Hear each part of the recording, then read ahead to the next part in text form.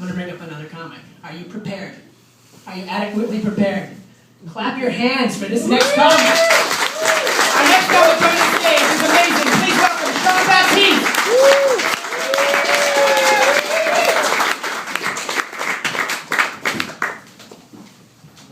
Oh, everybody's so short. Hey, everybody. Hey, Sean. My name is Sean Baptiste. I'm 34 years old, and it has recently come to my attention that I am extremely uncool. And I've kind of realized the reason why I'm uncool is because of how bad I want to be cool. Like, I want to be cool so bad. I want to be Clooney, but I'm more like Stephen Hawking. And I really want to be cool, and that's so uncool. Like, if you're uncool and you own it, you can get away with anything. You can walk down the street in like thigh-high Z Cavaricis with like a Hello Kitty backpack and a propeller beanie, and people go, "Wow, what a very confident and strange man."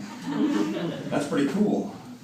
But if you do the exact same thing while yelling, "Validate me!" Less cool. And I have a job where I've had to sort of pretend to be cool. I did public relations for video games, and part of my job was to play video games with famous people. Douchebag.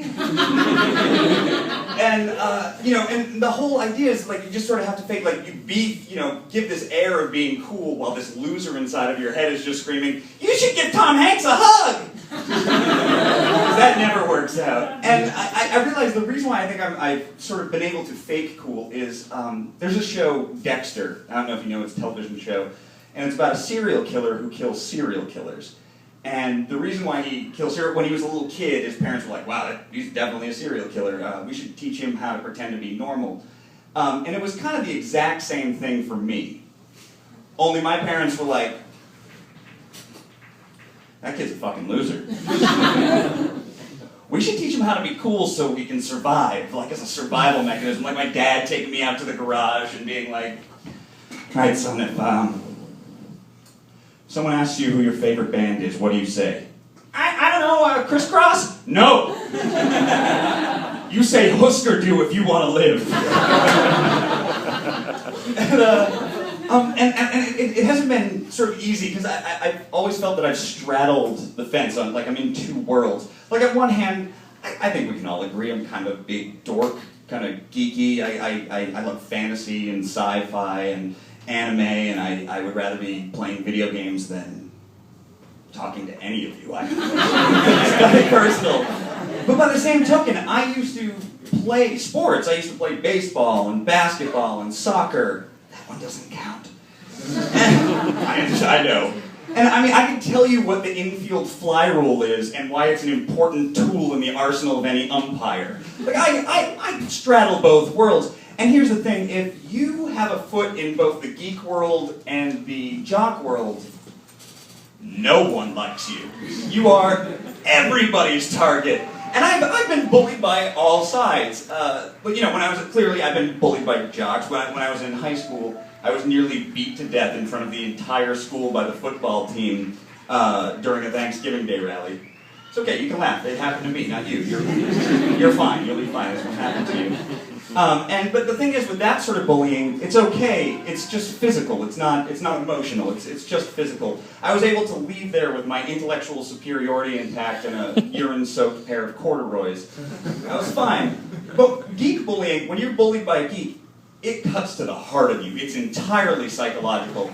And I've been bullied by geeks. I've been bullied, and it hurts really bad.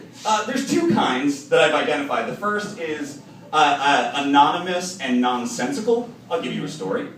A few years ago, my company, we threw a Who concert at a video game conference, and it was awesome. Like, we got to see the Who, like, in the second row, and people were playing video games, and the gaming press was there taking pictures, and afterwards I had to sort of collate all the articles about it.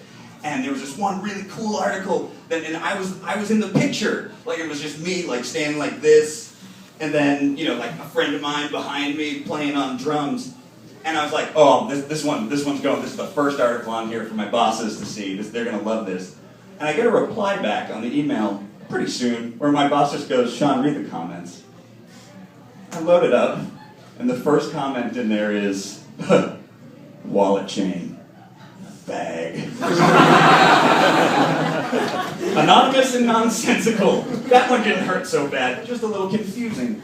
But there's another kind that really hurts. And this is the only time I've really sort of felt like I was going to be in a bathtub crying with a thing of ice cream and just failure, just surrounded by failure. This was a few years ago. I was at a charity dinner where a bunch of us geeks get together and raise money for sick kids. Douchebag 2. And so we go to this dinner and it's really fun, and afterwards a bunch of us go out afterwards to get some drinks. And I'm sitting at a table in a restaurant with a bunch of guys who look remarkably similar to me, and then Will Wheaton, who played Wesley Crusher on Star Trek The Next Generation, and he has become since then like the king of dorks. He's our elected king. He's incredible. And if I could have jumped in a time machine at that moment and gone and visited my 12-year-old self and been like, hey, dude, this is awesome. You're going to be sitting at a table and you're going to have drinks with Will Wheaton from Star Trek. You love Star Trek. You're going to have drinks. It's going to be amazing. My 12-year-old self would have been like, what, you couldn't get Patrick Stewart? He's so much better. He's the worst. And then I would have beat the shit out of me for being such an asshole. And then I would have said, get used to this, it does not get any better. And drop the wallet chain. Just drop it, it's not going to work out for you. But we're at this table and we're talking, talking about all sorts of geeky stuff. That's what we do. And at some point, Will just goes, I don't like the Patriots. And I lose it.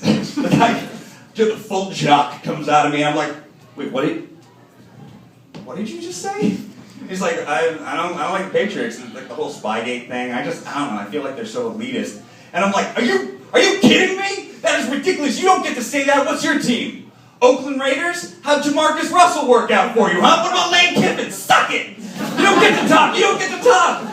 And it just progresses from there to the most loud, animated, fun conversation I've ever had. We're just screaming at each other in this bar. And at some point, we realize everybody has left the table. And I get a tap on my shoulder. And the 6 guys who were there, who left, are standing shoulder to shoulder. And they're like, football? We're disappointed in both of you. And they just walk away! They walk away from a table with Will Wheaton because it offended them that much. And Will and I are just sort of sitting there in this long, very awkward silence. And he just looks at me and goes, so Sean, what's your favorite band? Husker Du. Will. Husker Du.